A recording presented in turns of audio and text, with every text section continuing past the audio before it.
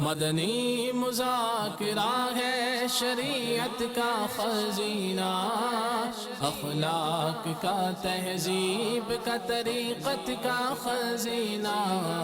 مدنی مذاکرہ ہے، مدنی مذاکرہ، مدنی مذاکرہ ہے، مدنی مذاکرہ، مدنی مذاکرہ۔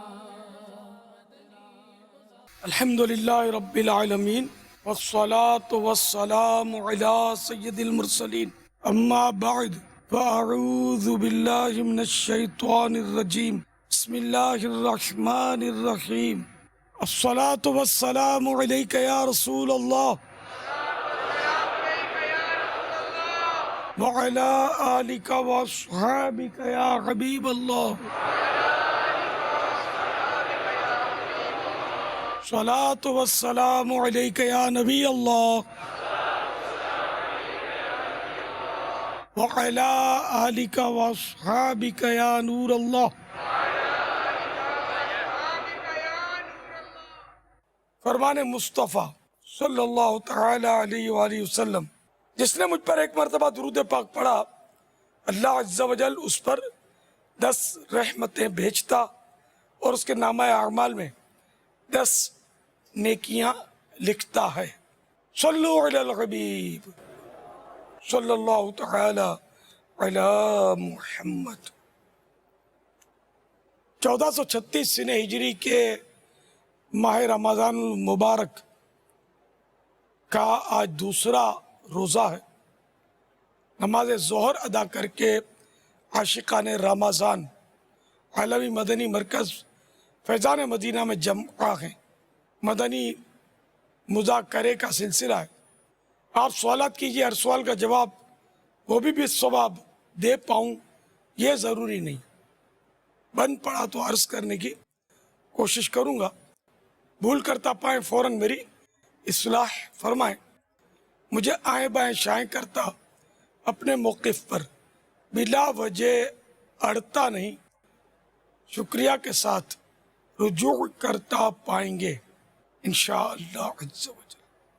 صلو علی الحبیب صلی اللہ تعالی علیہ۔ مدنی چینل اور دعوت اسلامی 1981 سے، اور مدنی چینل بھی پچھلے 6-7 سال سے مذہبی تعلیم جو ہے اور جو ہماری جنریشنز کے آگے کوئی سوالات اٹھتے ہیں ریلیجن کے حوالے سے، ان کو بھی رسپونڈ کرنے کا میکنزم ہے اس میں۔ اور سملرلی جو مدارس چلائے جا رہے ہیں دعوت اسلامی کے، ان میں بھی جو دینی تعلیم کے ساتھ ساتھ جو ہماری آج کل کی ماڈرن ایجوکیشن ہے وہ بھی ساتھ ساتھ کی جا رہی ہے۔ میں نے خود بھی مدنی چینل 12 مرتبہ دیکھا ہے، اور میں ضرور یہ تعریف کرنا چاہوں گا کہ وہاں جو بیسک اسلامی تعلیم ہے ان ایشوز کو ٹچ کیا جاتا ہے، اور بڑے خوبصورت طریقے سے ٹچ کیا جاتا ہے۔ صلو علی الحبیب صلی اللہ تعالی علی محمد۔ فرمان مصطفیٰ صلی اللہ تعالی علیہ وآلہ وسلم، جب سخت گرمی ہوتی ہے تو بندہ کہتا ہے لا الہ الا اللہ، آج بڑی گرمی ہے، اے اللہ مجھے جہنم کی گرمی سے پناہ دے۔ اللہ عز و جل دوزخ سے فرماتا ہے میرا بندہ مجھ سے تیری گرمی سے پناہ مانگ رہا ہے، اور میں تجھے گواہ بناتا ہوں کہ میں نے اسے تیری گرمی سے پناہ دی۔ اور جب سخت سردی ہوتی ہے تو بندہ کہتا ہے لا الہ الا اللہ، آج کتنی سخت سردی ہے، اے اللہ مجھے جہنم کی زمہریر سے بچا۔ اللہ تعالی جہنم سے کہتا ہے میرا بندہ مجھ سے تیری زمہریر سے پناہ مانگ رہا ہے، اور میں نے تیری زمہریر سے اسے پناہ دی۔ صحابہ کرام علیہم الرضوان نے عرض کی جہنم کی زمہریر کیا ہے؟ فرمایا وہ ایک گڑھا ہے جس میں کافر کو پھینکا جائے گا تو سخت سردی سے اس کا جسم ٹکڑے ٹکڑے ہو جائے گا۔ آئیے تو جس کو سخت گرمی لگ رہی ہے وہ میں جو کہتا ہوں کہیے لا الہ الا اللہ. آج بڑی گرمی ہے، یا اللہ مجھے جہنم کی گرمی سے پناہ دے. صلو علی الحبیب صلی اللہ تعالی علیہ. باپا روزے میں یہ دیکھا گیا کہ ایک تو مطلب ہوتا ہے کہ بھوک پیاس کی طرف ذہن ہوتا ہے، اور ایک اس کی برکتوں اور ثواب کی طرف ذہن ہوتا ہے. اب زیادہ تر ذہن جو جاتا ہے وہ بھوک پیاس کی طرف جاتا ہے، اتنے گھنٹے کا روزہ تو اتنے گھنٹے کا روزہ. اب اس کے ثواب کے حصول کی طرف اور اس کی برکتوں کی طرف ذہن جائے، اس کے لیے کیا کرنا چاہیے؟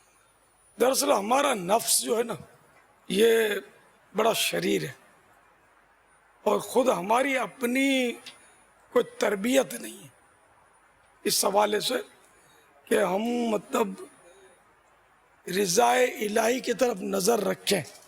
ایسا ذہن جو ہے نا یہ نہ ہونے کے برابر ہے. اپنی کیفیت یہ ہوتی ہے کہ جو نماز بھی پڑھتا ہے تو بس نماز پڑھتا ہے، اور عام طور پہ حالت یہ ہے کہ جیسے فارمیلٹی ادا کر لی جاتی ہے، ورنہ حقیقت میں گہرائی کے ساتھ نہ ہم نماز کو سمجھتے ہیں نہ روزے کو سمجھتے ہیں. اور روزے بھی پرکھتے ہیں اس کا کیا فلسفہ ہے، اس کی کیا حقیقت ہے، اس میں اللہ کی رضا حاصل ہوتی ہے، کیا کیا حکمتیں ہیں. ہمارا کچھ بھی ہمیں معلومات ہی نہیں ہے، اس میں نہ معلومات ہے نہ اس کی طرف توجہ ہے.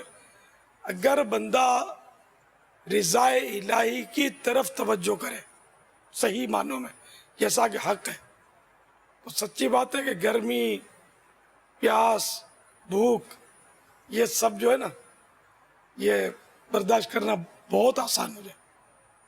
لیکن ہم وہ آج اب آپ نے کہا 44 تو مجھے پتا چلا، مجھے پتا نہیں ہے کہ گرمی آج زیادہ ہے، کہ میرا اپنے مکتب میں اے سی نہیں ہے الحمدللہ. اے سی میں سونے کا عادی نہیں ہوں. کبھی کبھار کوئی ترکیب بن گئی سو گیا تو وہ الگ بات ہے، لیکن عادی نہیں ہوں. نہ میرے گھر میں اپنے یہاں کوئی اے سی ہے، پنکھے والے اپنے. لیکن وہ مجھے پتا نہیں تھا کہ سو کر اٹھا ہوں. میں صبح لیٹ سویا تھا، اب زور کی نماز پڑھ کے حاضر ہو گیا، اس لیے وہ اتنا گرمی کا مجھے پتا نہیں چلا. بہرحال یہ کہ ان چیزوں کا تذکرہ جو ہے نا، جیسے اب 44 کہا نا تو اب یہ گرمی بہت لگے گی. 44 اب گرمیوں کے جن کو نہیں پتا ہوگا وہ بھی تذکرے کریں گے، یار آج تو بہت گرمی تھی، مدنی چینل پر بھی اعلان کرنا پڑا، اس کی دعا کروائی تھی. پاپا 44 ہے کہ یہ بھی نہیں پتا ہوگا؟ ہاں وہ 44 کیا؟ خیر میں نے تو 50 گرمیاں بھی دیکھی ہیں. 44 کس چیز کی علامت؟ یہ 44 ڈگری اس کے مطلب پیمائش ہے ایک. یہ بھی ہے ایک تعداد ہے جس کو سمجھ نہیں پڑتی ہوگی. مدینہ صحیح فرمایا. یہ کیا ہوتا ہے 44؟ یہ بخار میں بھی نہیں سمجھتے ہوں گے کہ 102 103 کیا ہوتا ہے. بہرحال یہ پیمائش ہے، اور 44 گرمی ہونا یہ کافی گرمی ہے. لیکن میں چونکہ باہر بھی رہا ہوں تو 48 49 50 کی گرمی بھی دیکھی ہے الحمدللہ. اللہ تعالی قبر و حشر کی گرمی سے پناہ دے، جہنم کی گرمی سے ہم کو پناہ دے. دنیا میں گرمیوں سے بچنے کے اسباب موجود ہیں، وہاں کے اسباب نیکیاں، اللہ کی رحمت سب سے بڑا سبب، حقیقی سبب. جس پر رحمت ہوگی اسی کی بچت ہوگی. جس پر عتاب ہوا، ناراضی ہوئی، اللہ اپنی ناراضی سے ہم کو محفوظ فرمائے. آمین. صلو علی الحبیب صلی اللہ تعالی علی محمد. প্রিয় বাপা জান, আপনার কাছে আরজ যে কিছুদিন পূর্বে যে বাংলাদেশে যে আন্তর্জাতিক সুন্নতে পড়া ইজতেমা হয়েছে, ওই ইজতেমায় বিভিন্ন বিভাগে আমরা দাওয়াত দিতে গিয়েছি. তার মধ্যে কুমিল্লা বাগদাদি কাবিনা বার যে বিভিন্ন জজ সাহেবদেরকে আমরা দাওয়াত দিয়েছি, তার মধ্যে অনেক জজ সাহেব ছিলেন নর মুসলিম। তাদের কাছে যে আমরা দাওয়াত দিয়েছি এটা ঠিক হয়েছে কিনা? प्यारे बापा जान, अभी जो इस्लामी भाई जो सवाल किया इसका खुलासा उर्दू ये है कि कुछ दिन पहले हमारे बांग्लादेश में 3 रोज़ा सुन्नत पर इज्तिमा हुआ, तो इसके हवाले से हम बहुत सेक्टर में गया था, वो जो जहाँ जहाँ गैर मुस्लिम भी था तो उनको दावत देना कैसा है, इसके बारे में कुछ इरशाद फरमा दीजिए। अस्सलामु अलैकुम व रहमतुल्लाहि व बरकातुहू। वालेकुम अस्सलाम व रहमतुल्लाहि व बरकातुहू। मस्जिद में तो गैर मुस्लिम को नहीं ला सकते, और वो इज्तिमा मैदान में था। बांग्लादेश में जो इज्तिमा हुआ वो मैदान में हुआ, तो मैदान में इस नीयत से गैर मुस्लिम को बुलाना ताकि वो इस्लाम की हक्कानियत को देखे और मुसलमानों का एक बहुत बड़ा इज्तिमा देखकर वो मतलब और इस्लाम को वो सुने कि इस्लाम क्या है। तो यूँ गैर मुस्लिम को इस्लाम की तबलीग करना सिर्फ जायज़ ही नहीं, बहुत बड़ा सवाब है। तो इसलिए वो मस्जिद के अलावा बाहर मैदान में गैर मुस्लिम को इस नीयत से लाना कि उसको हम इस्लाम की तबलीग करेंगे, इस्लाम की बातें सुनाएंगे, ये जायज़ है, बिल्कुल सवाब है। कोई अर्ज नहीं इसको दावत दी तो। बाज़ औक़ात गैर मुस्लिम आते हैं, मुसलमान हो भी जाते हैं। मेरे आका सल्लल्लाहु तआला अलैहि वसल्लम ने भी तो कोई सफ़ा पर तशरीफ़ फरमा हुए थे और गैर मुस्लिमों को जमा किया था, कुफ़ार कुरैश को, और उनको दावत दी थी। यूँ कहिए कि वो इस्लाम का सबसे पहला इज्तिमा था जिसमें गैर मुस्लिम जमा किए गए थे और उनको दावत दी गई थी। कबीले के थे वो, कबीले कुरैश के। वल्लाहु तआला अअलम व रसूलुहु अअलम अज़्ज़ा व जल्ला व सल्लल्लाहु तआला अलैहि व आलिहि वसल्लम। सल्लु अलल हबीब सल्लल्लाहु तआला अला मुहम्मद। अस्सलामु अलैकुम व रहमतुल्लाहि व बरकातुहू। व अलैकुम अस्सलाम व रहमतुल्लाहि व बरकातुहू। मोहम्मद अवैस बोल रहा हूँ सर, लाहौर से। मेरा सर ये सवाल है कि आजकल महफिलों में और जहाँ फौजगी वगैरह हो जाती है वहाँ पे अक्सर जो हाफिज साहब आते हैं दुआएं काफ़ी लंबी लंबी मांगते हैं।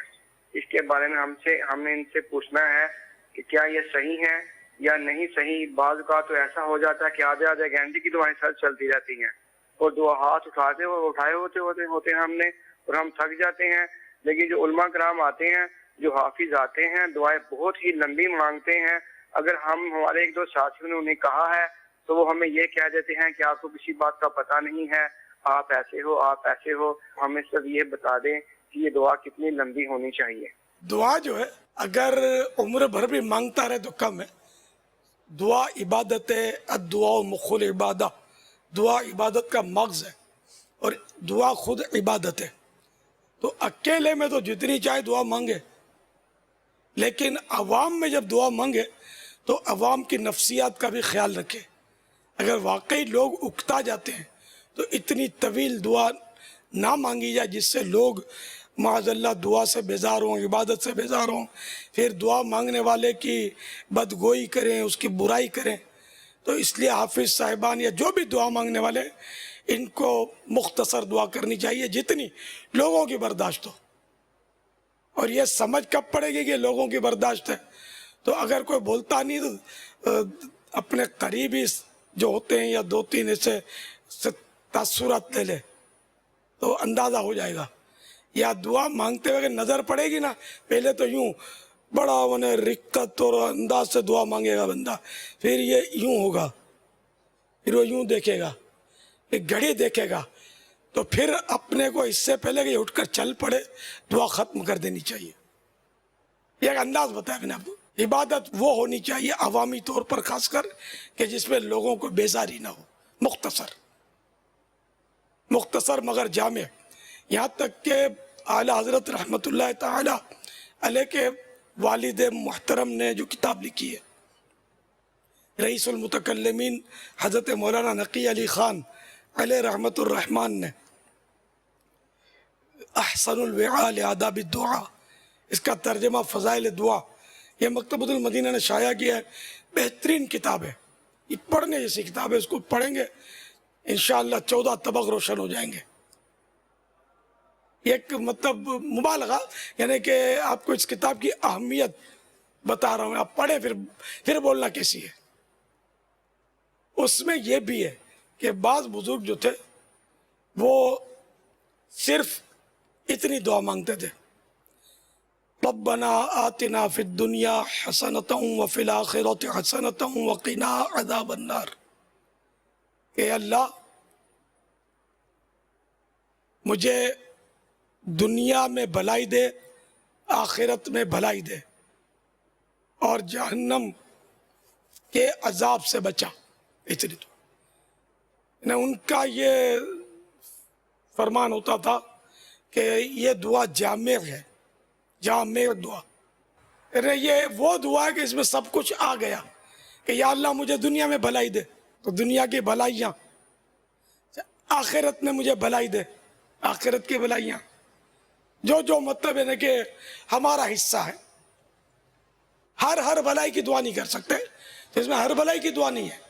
یا اللہ مجھے ہر بھلائی دے دے، یہ دعا مانگنے کی اجازت شریعت نے نہیں دی. تو بہرحال یہ دعا بہت جامع ہے. اس میں یوں کہو کہ بندے نے سب کچھ گویا مانگ لیا، بہت کچھ مانگ لیا. اور جہنم سے پناہ دے. جب مسلمان کو جہنم سے پناہ مل جائے گی تو انڈرسٹوڈ ہے کہ جنت مل جائے گی. آخرت کی بھلائی مانگی تو اب یہ کہ قبر میں بھی امن مل جائے گا، قیامت میں امن مل جائے گا. آخرت یہ منزل جو ہے وہ مرتے ہی شروع ہو گئی نا، یہ برزخ. اب یہ دنیا کا حصہ نہیں ہے، ابھی ہم آخرت کی طرف نکل گئے مرتے ہی. یہ دعا بہت بہرحال جہاں میں صرف اتنی دعا مانگتے تھے. تو یوں لوگوں کی نفسیات کا خیال رکھیں، اور لوگ فطرے میں نہ پڑیں، بک بک میں نہ پڑیں، برائیوں میں نہ پڑیں. دعا اتنی مانگنی چاہیے کہ نہ اپنے اوپر بوجھ ہو نہ دوسروں پر بوجھ ہو. عام عوام جو ہے نا، یہ آپ کو شاید اس کا اندازہ ہو کہ آپ عربی میں جو بہت پیاری پیاری دعائیں قرآن و حدیث کے اندر، وہ دعا کریں آپ. اور جب آپ یہ دعائیں چند ایک کرنے کے بعد جب آپ ان کی اپنی زبان میں، چاہے سندھی میں ہو یا پنجابی میں ہو یا اردو ان کی سمجھ میں آتی ہو نمازیوں کی، اب آپ ان کی زبان میں دعا کریں گے نا تو ان کا بڑا تیز آمین نکلے گا. تو یہ بھی ایک میں نے غور کیا ہے کہ لوگوں کو عربی دعا، یہ ان کو یہ نہیں پتا ہوتا کہ عربی میں مولانا کیا مانگ رہے ہیں. تو وہ دعائیں تو چھوڑنی نہیں چاہیے جو دعائیں قرآن و حدیث میں بیان کی گئی ہیں. لیکن کیا آپ کو لگتا ہے کہ جو عوام ہیں ان کی زبان میں بھی چند ایک مختلف مواقع پر دعائیں کر لینی چاہیے؟ کوئی حرج نہیں اس میں نیت بس بنانا مشکل ہوتا ہے. عوام کی زبان میں جب دعا مانگتے ہیں نا تو اس میں یہ ہوتا ہے کہ جیسے ہم اردو میں دعا مانگیں گے، اردو عام طور پہ پاکستان میں لوگ سمجھتے ہیں، اکثریت اردو میں دعا مانگیں گے تو بعضوں کا ذہن یہ بنے گا اردو میں دعا مانگیں گے تو یہ خوش ہوں گے، تو اللہ کی رضا کی طرف سے توجہ ہٹی، بارہا ہٹ جاتی ہے. پھر یہ کہ ایسے الفاظ بولتے ہیں کہ جس سے ان کو رقت آئے. اچھا پھر یہ ہوتا ہے کہ اگر کسی کی رونے کی آواز نکلی تو ہماری دعا کی آواز بھی تیز ہو جاتی ہے. اس طرح نعت خوان کا حال ہوتا ہے کہ وہ زور سے سبحان اللہ بولا تو آواز اس کی تیزی آئی، اور اگر کسی نے او کہا، رونے کی آواز نکالی تو نعت خوان کو تان چڑھتا ہے اور پھر وہ گلا پاڑتا ہے بعض اوقات. تو یوں مطلب رضا الہی، یعنی جب میں نے پڑھا تھا مجھے یاد پڑتا ہے کہ جیسے دعا مانگ رہا ہے تو اس پہ خیر وہ تو ہے کہ مسجع مقفع الفاظ تکلف کے ساتھ نہ نکالے جائیں، یہ تو آداب میں سے اس کے. عبداللہ بن مغفل رضی اللہ تعالی عنہ کے بیٹے نے دعا کی، خدایا مجھے بہشت یعنی جنت میں ایک سفید محل دے کہ جاتے وقت میرے داہنے یعنی سیدھے ہاتھ پر پڑے. فرمایا اے بیٹا خدا سے بہشت یعنی جنت کا سوال کر اور دوزخ سے پناہ چاہ، فضول باتوں سے کیا فائدہ. دعا عبادت ہے، الدعاء مخ العبادہ، دعا عبادت کا مغز ہے. تو دعا بھی ایک عمل ہے نا، اور ہمارے یہاں جس طرح دوسری عبادات یا دوسرے عمل کے بارے میں علم نہیں ہے، اسی طرح دعا کے بارے میں بھی علم نہیں ہے. دعا کیسے کرنی چاہیے، کن الفاظ کے ساتھ کرنی چاہیے، کون سی دعا افضل ہے، کون سا وقت افضل ہے، کیا توجہ ہونی چاہیے، تو اس کا علم اگرچہ عوام میں نہیں ہے. لیکن جس طرح آپ نے بھی کچھ دیر پہلے ارشاد فرمایا کہ دعا مختصر یا مطلب جو بھی ایک امام صاحب یا جو بھی دعا کرنے والے ہیں ان کو عوامی لحاظ رکھنا چاہیے. آپ کو لگتا نہیں ہے کہ دعا سے بھی ایک تعداد ہے جو آگے پیچھے ہوئی، یعنی کہ چلیں آپ کو اجتماعی طور پر دعا میں زیادہ دیر لگ رہی ہے اور آپ کو کہیں جانا ہے، تو جناب آپ نے اکیلے میں بیٹھ کر اللہ تعالیٰ سے کتنی دیر تک دعا کی؟ اب یہ کہ دعاؤں سے لوگ واقعی غافل ہیں، لیکن دعا عبادت ہے، دعا کے بڑے فوائد ہیں اور دعائیں قبول بھی ہیں. لیکن فرض پڑھ کر ہی بعض لوگ تو امام جو دعا مانگتا ہے اللہم انت السلام، یہ تو مختصر ہوتی ہے لیکن وہ بھاگنے والی کرتے ہیں، ورنہ دعائیں ثانی میں تو تھوڑے ہی رہ جاتے ہیں. امام سنتیں اور نفلیں پڑھتا ہے، جب تک ایک تعداد ہے نمازیوں کی جو یعنی یہاں فیضان مدینہ میں تو خاص کر دیکھا ہے، ایک تعداد ہے جو بھاگ جاتی ہے، نکل جاتی ہے.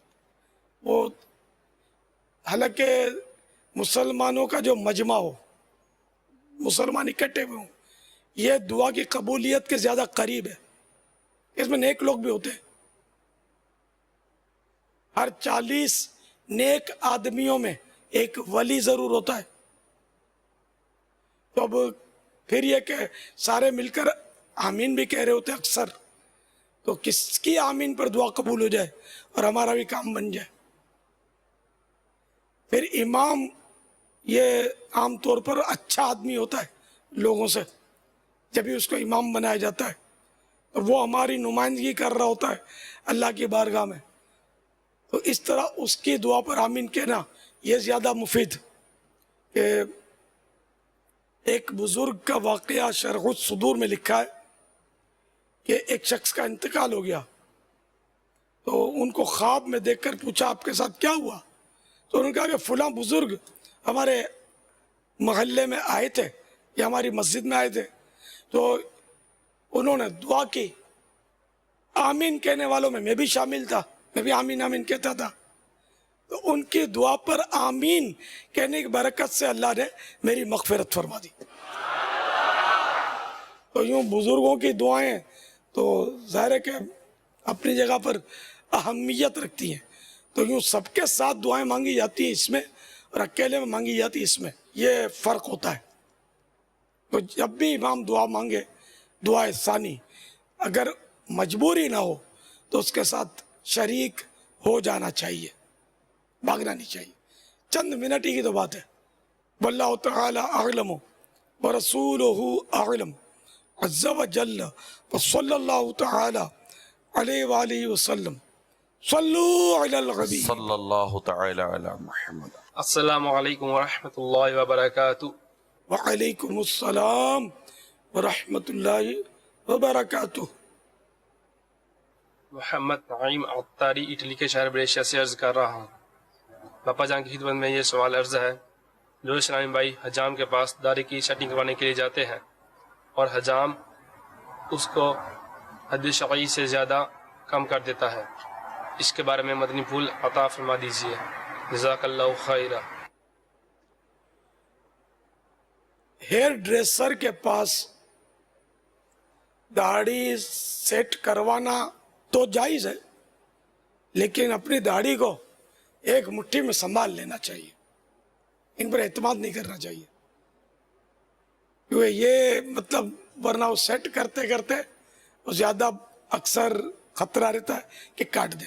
خیر میں نے تو شاید ہی کبھی زندگی میں ہیئر ڈریسر پر اعتماد کیا ہوگا، لیکن میں اپنے طور پر ہی کرتا ہوں جو کر رہا ہے. तो यहाँ से पकड़ ली एक मुट्ठी, इससे नीचे आया तो कैंची मार दी, यहाँ से पकड़ ली एक मुट्ठी से बढ़ गया, इसको काट दिया।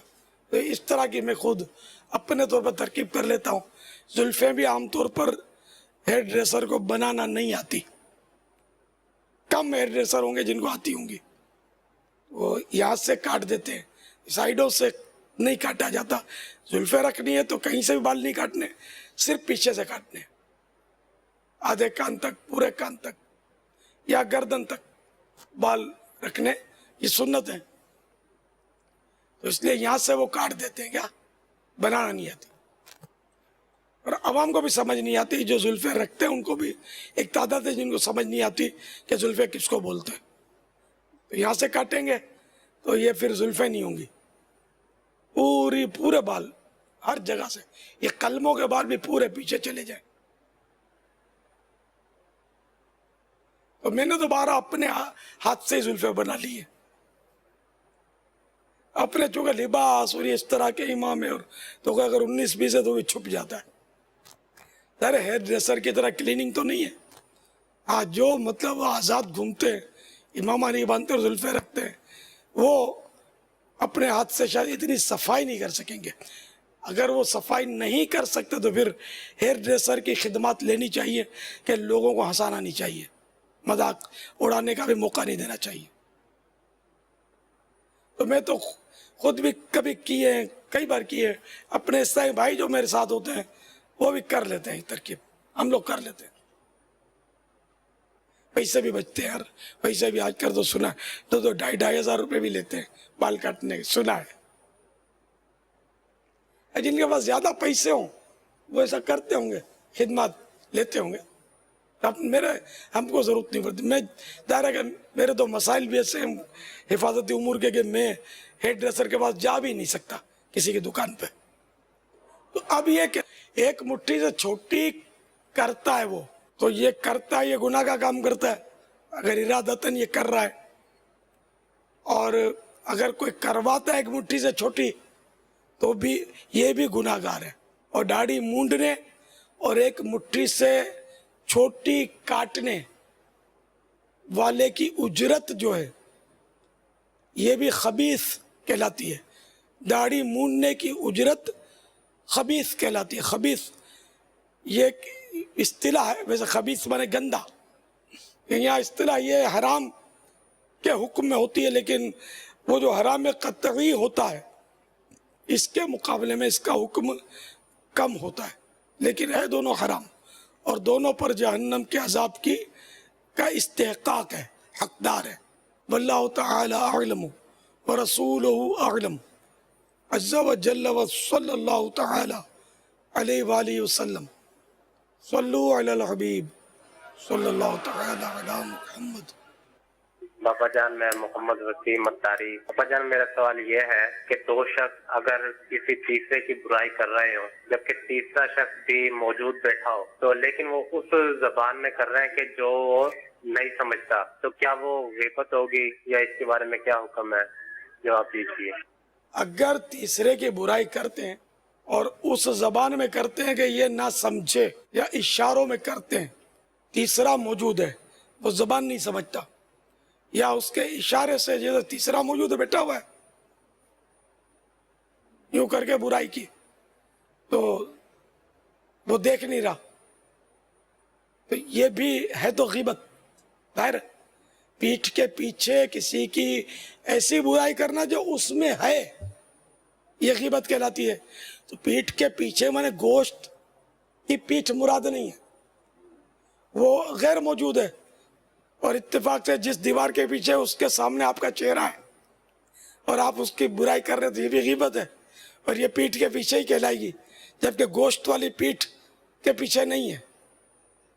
तो जब तीसरा कोई मौजूद है और वो लैंग्वेज नहीं समझ रहा आपकी और उस जबान में आप उसकी बुराई कर रहे हैं जो उसमें है, तो ये ग़ीबत कहलाएगी।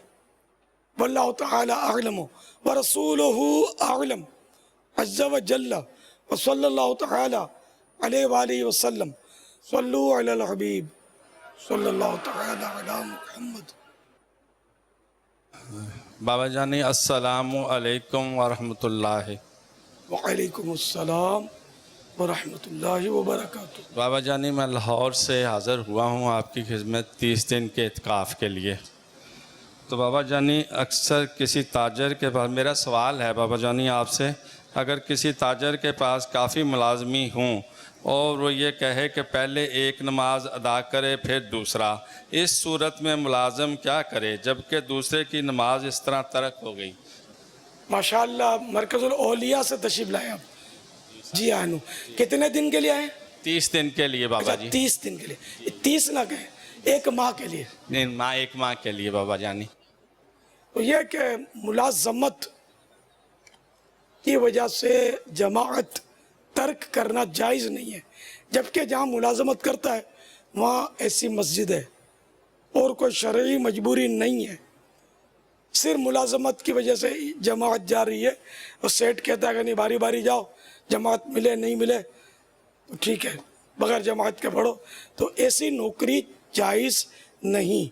सेठ को चाहिए कि ख़ुद भी बाजमाअत नमाज पढ़े और मुलाजिमिन को भी मस्जिद में बाजमाअत नमाज पढ़ने की इजाज़त बल्कि तरगीब दे, लेके जैसा तरगीब दे के आओ नमाज पढ़ते हैं। वल्लाहु तआला अअलम व रसूलुहु अअलम अज़्ज़ व जल्ल व सल्लल्लाहु तआला अलैहि व आलिहि वसल्लम।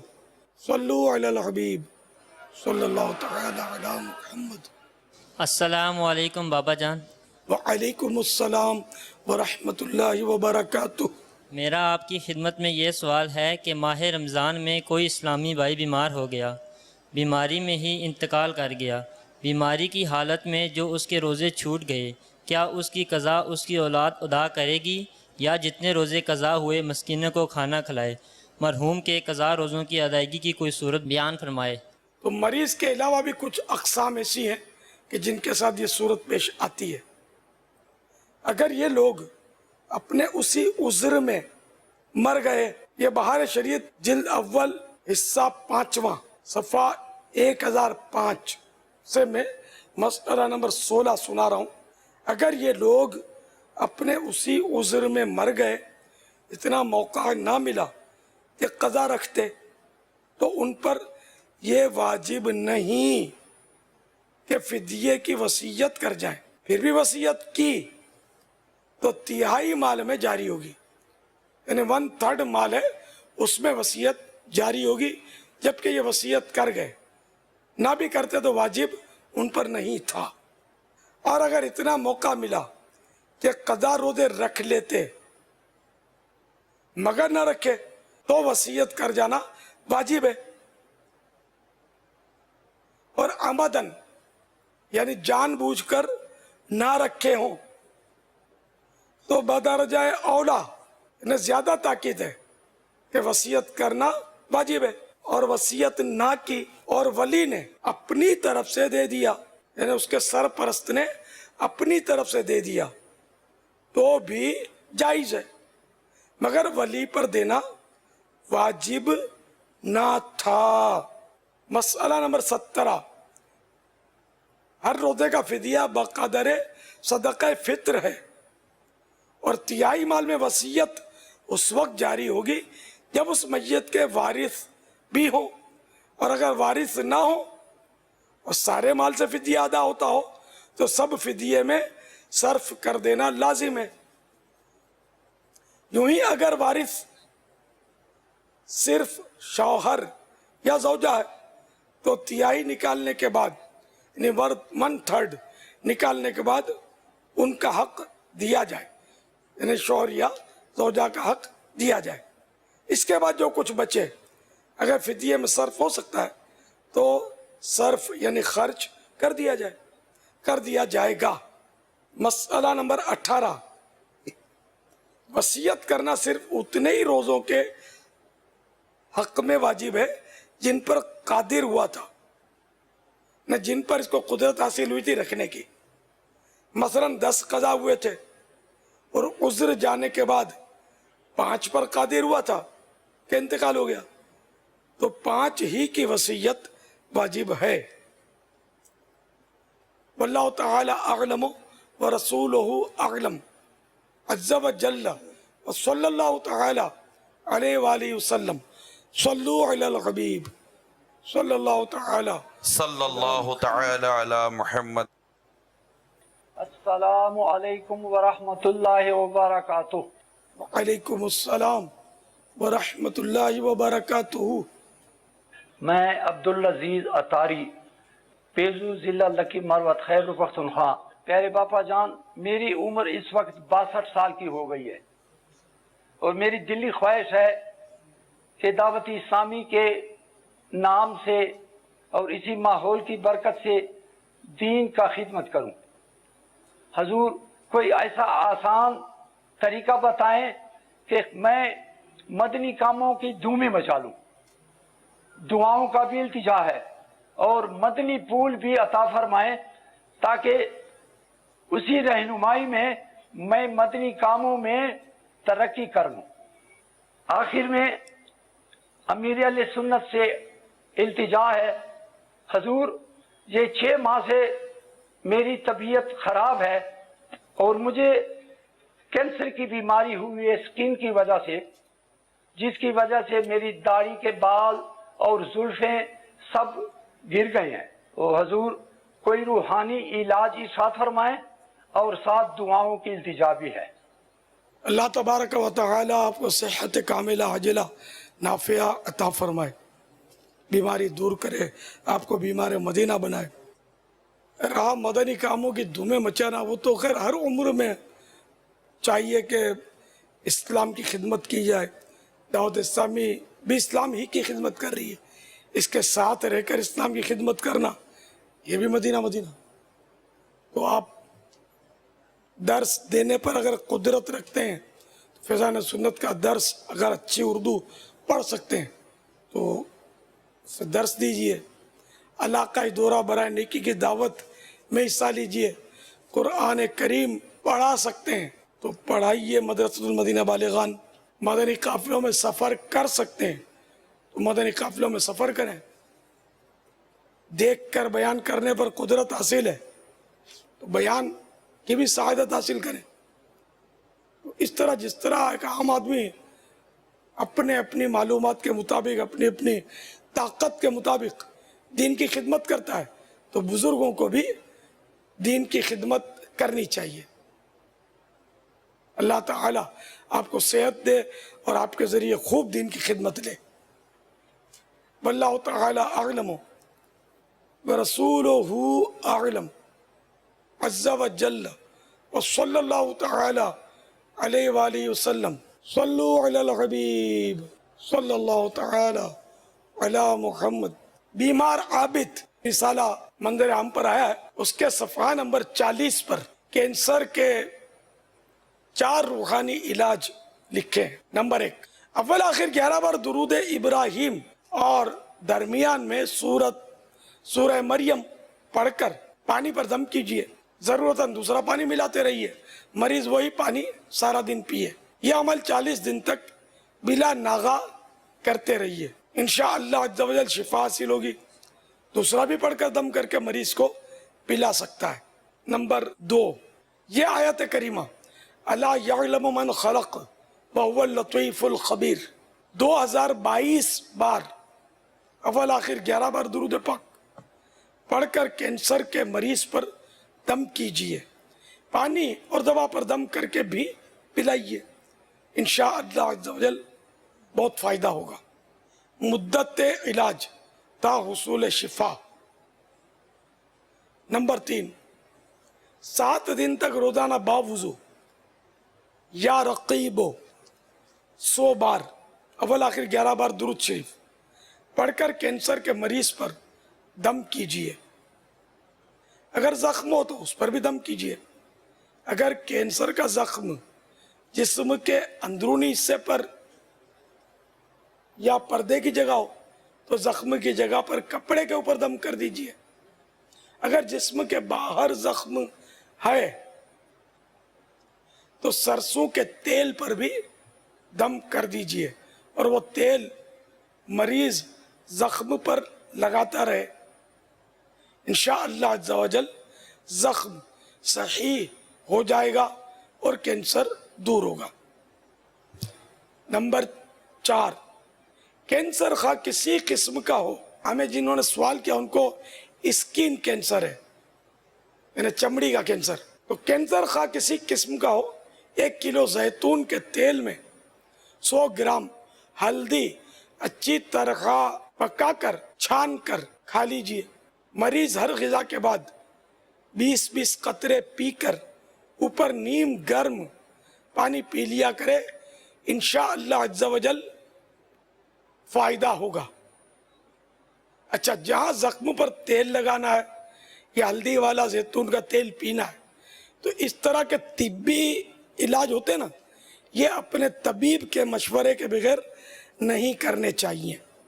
ایک جدید تحقیق کے مطابق روزانہ مناسب مقدار میں پستے کھانے سے پھیپھڑوں اور دیگر کئی قسم کے کینسر کا خطرہ کم ہو جاتا ہے۔ کینسر پر کام کرنے والی امریکی ایسوسی ایشن کے تحت کی جانے والی تحقیق کے مطابق پستے میں وٹامن ای کی ایک خاص قسم ہوتی ہے جس کے ذریعے پھیپھڑوں سمیت کئی اقسام کے کینسرز کے خلاف مضبوط مدافعتی نظام حاصل کیا جا سکتا ہے۔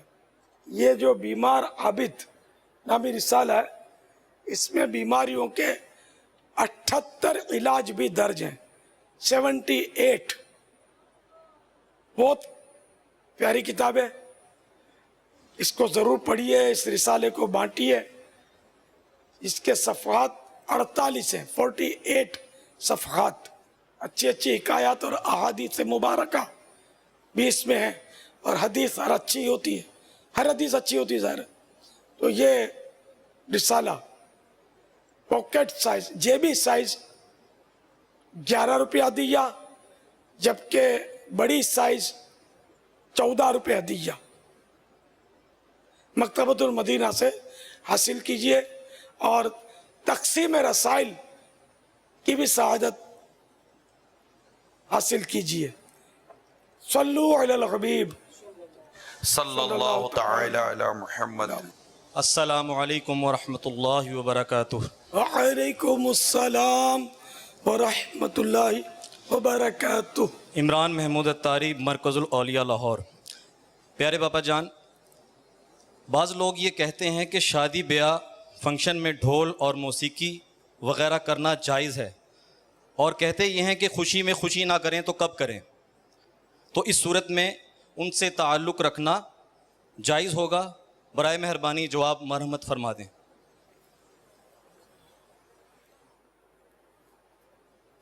خوشی میں مسلمان شکر ادا کرتا ہے اور غمی میں مسلمان صبر کرتا ہے اور اجر کماتا ہے، دونوں صورتوں میں وہ اجر کماتا ہے۔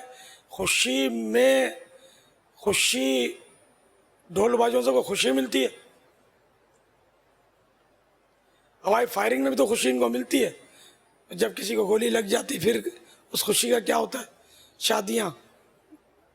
شادیوں کے گھر ماتم کدے بن جاتے ہیں۔ یہ کئی خبریں ایسی ہیں کہ شادی خوشی میں فائرنگ ہوتی ہے اور پھر گولی کسی کو لگ جاتی ہے، نہ ہونے کا ہو جاتا ہے۔ پھر تو مسلمان جو ہے نا وہ شریعت کا پابند ہے، اپنے رسم و رواج کا پابند نہیں۔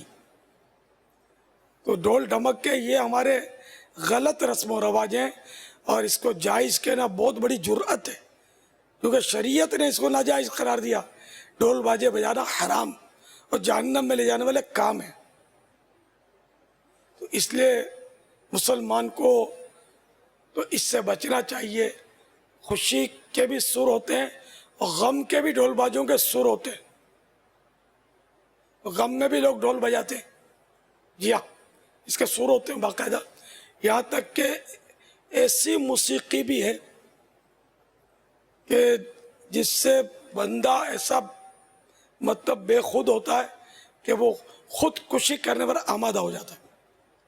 دنیا میں ایسی موسیقی، ایسا میوزک بھی ایجاد ہوا ہے، اور یہ بات بھی پرانی ہے۔ تو یہ ڈھول باجے صرف خوشی ہی دیتے ہیں ایسا بھی نہیں ہے، یہ طویل غم دیتے ہیں. جس کو تھوڑی سی خوشی دے بھی دے نا اس کو طویل غم دیتے ہیں، پھر عذاب کا، سانپ کا، بچھو کا، آگ کا، جہنم کی سزا کا، کہ وہ ان چیزوں کا حقدار ہو جاتا ہے.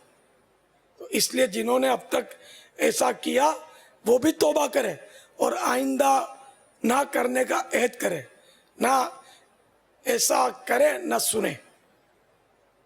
تو جب یہ ڈھول باجے بجا رہے ہوں تو اس وقت ان کے ساتھ اٹھنا بیٹھنا تو ایسا کہ وہ خود ڈھول باجے سنے گا تو یہ بھی سننا اس کا گناہ ہے، اس کو اس سے بچنا ہی ہوگا. اور جو اس طرح کے کام کرتے ہیں یہ فاسق ہوتے ہیں، اچھے لوگ نہیں ہوتے. تو ان کے ساتھ اٹھنے بیٹھنے کے تعلق سے منع کیا گیا فاسقین کے ساتھ، کہ قرآن میں ارشاد ہوا وَإِمَّا يُنْسِيَنَّكَ الشَّيْطَانُ فَلَا تَقْعُدْ بَعْدَ الذِّكْرَى مَعَ الْقَوْمِ الظَّالِمِينَ. اور اگر شیطان تجھے بلاوے تو یاد آئے پر ظالموں میں مت بیٹھ. ظالم سے مراد یہاں کافر، بد مذہب اور فاسق ہے. تو ان کی صحبت سے منع کیا گیا ہے. واللہ تعالی اعلم ورسولہ اعلم عز وجل وصلی اللہ تعالی علیہ وآلہ وسلم. یہاں میں آپ کو مدنی پھول یہ عرض کروں گا کہ دیکھو حکم شریعت تو اپنی جگہ پر ہے، منع ہو گیا، لیکن میں نے یہ بیان کر دیا، بات ہو گئی، ٹھیک ہے نا. آپ جا کر اگر آستینیں چڑھائیں گے اور لڑائیاں کریں گے، کیونکہ ابھی یہ ڈھول باجے اور گانے باجے اس سے کون سا گھر خالی ہے. اب باپ کو بولیں گے میں تیرے پاس نہیں آؤں گا، باپ بولے گا بیٹے کو تو گھر سے نکل جا، میں تیرے پاس نہیں بیٹھوں گا. مدنی چینل میں آیت سنائی تھی ہم کو، تو بہت بڑے مسائل کھڑے ہو جائیں گے. تو اس لیے مطلب جو بھی کرنا ہے حکمت عملی سے کرنا ہے. ماں باپ کو ترک نہیں کرنا کہ دوسرے حوالے سے ان کے حقوق بھی باقی ہی رہیں گے. باپ گانے سنتا ہے تو اس کا مطلب باپ کو بالکل ہی چھوڑ دینے کی اجازت بھی نہیں ہوگی کہ اس کے اپنے حق ہے، بلکہ فاسق ماں باپ کے تو ہاتھ بھی چومنے جائز ہے، تعظیماً ان کی تعظیم بھی جائز ہے. اس طرح کے دوستوں کو تو بالکل ترک کرنا چاہیے کہ جو اس طرح کے دھندے کرتے ہیں، کہ ان کے ساتھ آپ رہیں گے تو آپ بھی ایسے بن جائیں گے. ایسا بننا ہی پڑے گا پھر، ورنہ رہ نہیں سکیں گے. وہ تو آپ اس کے ساتھ بیٹھے ہوئے ہیں، نے موبائل کھول دیا اور ٹڑنگ ٹڑنگ اس نے گانے بجانے شروع کر دیا، تو وہاں کی آپ دوڑ لگائیں گے. تو ایسے سے دوستی ہی نہ رکھی جائے. دوستی اسی سے رکھی جائے جو اللہ اللہ کرے اور جس کی صحبت سے اللہ اللہ کرنے کی رغبت ملے. حدیثوں میں یہ ترغیب موجود کہ ایسوں کو ہم نشین بناؤ، یعنی ایسوں کی صحبت میں رہو جسے دیکھ کر تمہیں خدا یاد آ جائے. تو ایسوں کی صحبت ہو جس کی صحبت میں ہمیں آخرت کی بہتریاں ملے، آخرت کی تیاری کا ذہن ملے. عاشقان رسول کی صحبت ہو، نہ کہ فاسقین کی، نہ کہ بے نمازیوں کی، نہ کہ گالیاں بکنے والوں کی، نہ کہ جھوٹ بولنے والوں کی، غیبت کرنے، چغلی کھانے. اور اس طرح کے لوگ جو ہوتے ہیں نا، ان کی صحبت خطرناک ہے. اور آج کل تقریباً صحبتیں یہی ہیں. بہت کم صحبتیں ایسی ہیں کہ جو نیک پرہیزگار کی صحبتیں ملیں. بہت مشکل ہو گیا جینا اس انداز میں. تو اس لیے آپ سختیاں کریں گے تو اپنے لیے مسائل کھڑے کر دیں گے. لوگ دعوت اسلامی کو بھی برا بھلا بولیں گے. تو آپ وہ ترکیب سے خود اپنے آپ کو بچائیں، مگر جھگڑے نہ کریں. واللہ تعالی اعلم ورسولہ اعلم عز وجل صلی اللہ تعالی علیہ وآلہ وسلم. صلو علی الحبیب صلی اللہ تعالی علی محمد.